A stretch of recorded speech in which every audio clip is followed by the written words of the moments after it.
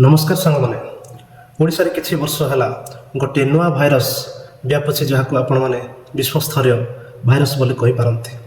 Covid ठारू भी द्रुत गति रे व्यापे एही महामारी। यार लक्षण हैला जे कौनसी सरकारी प्रकल्प ताहा जते छोट एवं साधारण हेई थाउना काहेकि ता सामने विश्वस्तरीय शब्दटी लगाई देबार अदमने प्रवृत्ति।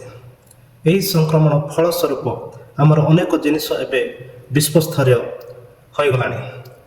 बस स्टैंड विश्वस्तरीय, रेल स्टेशन विश्वस्तरीय, स्कूल अवश्य विश्वस्तरीय, एपरिक फ्लाईओवर तो निश्चिंत भाव में विश्वस्तरीय। एपरी गोटे छोटिया शौचालय तैयारी कले मते ताहा विश्वस्तरीय बोली घोषणा करा जाउछि।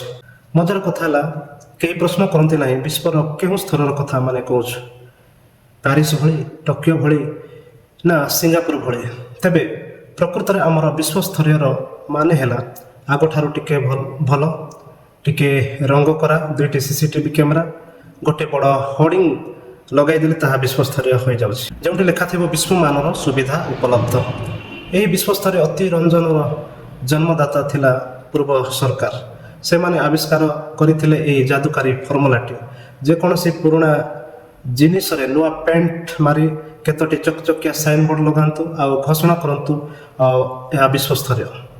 अंततः कागज रे ओ उद्घाटनी भाषण रे भारत को शीर्ष स्थान विश्वस्तरीय अंततः कागज रे ओ उद्घाटनी भाषण रे भारत को शीर्ष स्थानीय अर्थनीति बनाइबा लागि केंद्र सरकारଙ୍କର स्वप्न देखिबा ओडिशा सरकार भाबिले अरे आमे मध्य पारिबु। तेणु भारत जतेबेले विश्वगुरु हेबार स्वप्न देखुछि सेतेबेले ओडिशा सरकार सेतेबेले प्रत्येक बस स्टैंड ओ शौचालय को विश्वमानर करबा निमंते व्यस्त। प्रत्येक प्रकल्प जेमिति गोटे बॉलीवुड फिल्म विराट हाइप जमानिया प्रीमियर तापर सामूहिक विस्मृति। किंतु यही विश्वस्तरीय प्रकल्प गुड़िकर असल समस्या ठीक मझी रास्तार गोटे गाड़ीर तेल सरीबा भलिया नुआ आउ एक विश्व स्तरीय प्रकल्प मीडिया सामना को आसी जाए।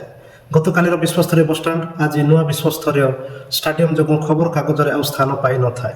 पर विश्वस्तरीय मेट्रो प्रकल्प कथा पड़िले स्टाडियम अपना छाए उपसरी जाए।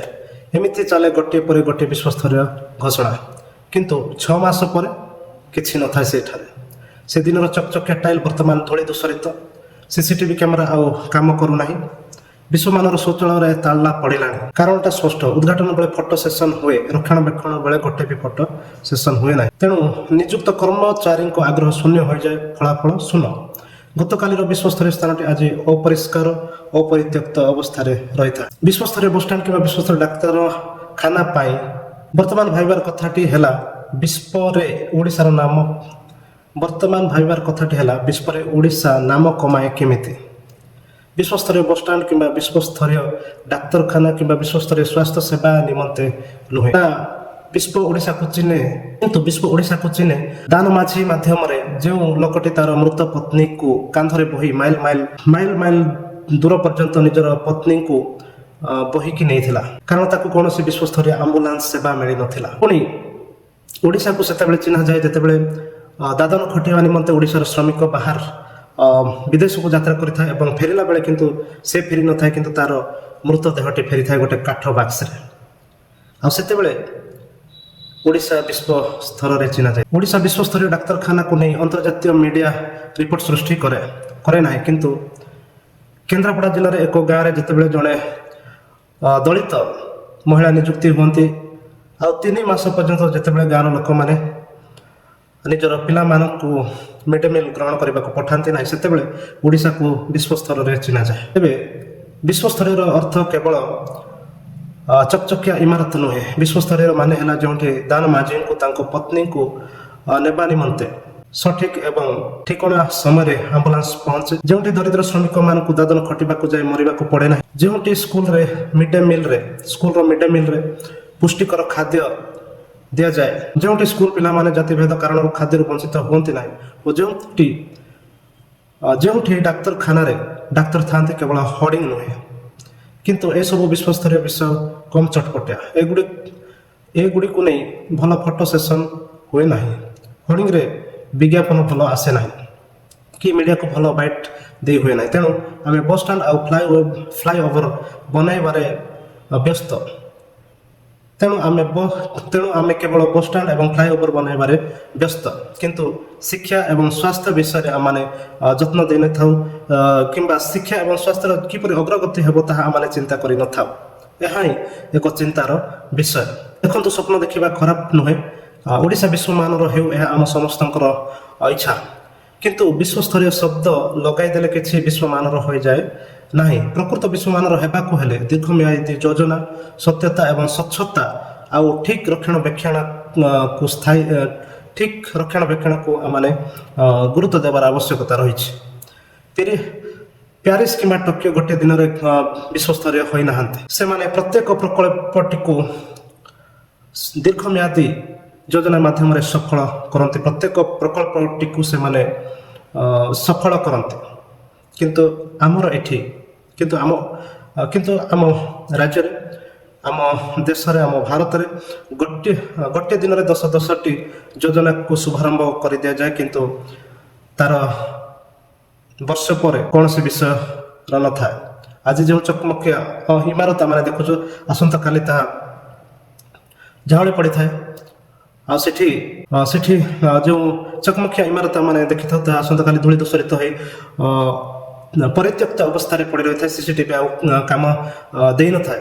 ଏପରି ଅବସ୍ଥାରେ ଆମମାନଙ୍କର ରକ୍ଷଣାବେକ୍ଷଣ ଅଭାବରେ କୌଣସି ଯୋଜନା ଏଠି ସଫଳ ହୋଇନଥାଏ।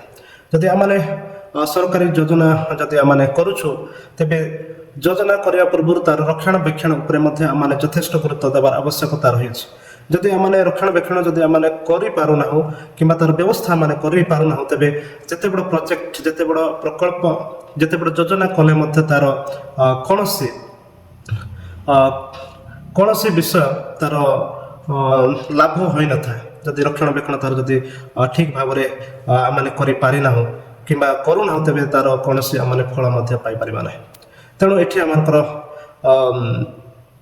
ଗୋଟେ ପରାମର୍ଶ ରହିବ ଯେ ଯେତେବେଳେ କି ସରକାରୀ ସ୍ତରରେ ଆଉ ଅତି ଉଚ୍ଚ ମାନର ଯୋଜନା ଗୁଡ଼ାକ ଯେତେବେଳେ ଆମେ ପ୍ରସ୍ତୁତ କରୁଛୁ, ତାର ରକ୍ଷଣାବେକ୍ଷଣ ନିମନ୍ତେ ମଧ୍ୟ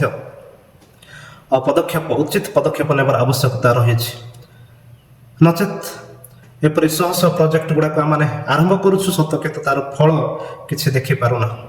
ତେବେ ଓଡ଼ିଶା କିମ୍ବା ଆମମାନଙ୍କ ଭାରତ ଦେଶ କିପରି ଗୋଟେ ବିଶ୍ୱସ୍ତରୀୟର ପରିଚୟ ସୃଷ୍ଟି କରିପାରିବ? ଯଦି ଆମେ ବାସ୍ତବରେ ପ୍ରକୃତରେ ବିଶ୍ୱସ୍ତରୀୟ ଭାବରେ ଆମମାନଙ୍କର ଯୋଜନା ଗୁଡ଼ିକୁ କାର୍ଯ୍ୟକାରୀ କରିବା ନିମନ୍ତେ ଯଦି ଚାହୁଁଛୁ, ତେବେ କାର୍ଯ୍ୟକାରୀ ଗୁଡ଼ିକ ହେଲା ପରେ ତାର ଉତ୍ତମ ରକ୍ଷଣାବେକ୍ଷଣ ଏବଂ ତାର ସୁବିନିଯୋଗ କରିବା ନିମନ୍ତେ ଆମେ ଯଦି ଉଚିତ ପଦକ୍ଷେପ ନେବା, ତେବେ ସମସ୍ତ ପ୍ରକଳ୍ପ ଗୁଡ଼ିକ, ସମସ୍ତ ଯୋଜନା ଗୁଡ଼ିକ ବିଶ୍ୱସ୍ତରୀୟ ହେବ। ଏଥିରେ କୌଣସି ତିଳେ ମାତ୍ର ସନ୍ଦେହ ନାହିଁ। ନିଶ୍ଚିନ୍ତ ଭାବରେ ଆପଣମାନଙ୍କର ମତାମତ ମଧ୍ୟ ଆପଣମାନେ କମେଣ୍ଟ ସେକ୍ସନରେ ଜଣାଇବେ। ନମସ୍କାର, ଧନ୍ୟବାଦ।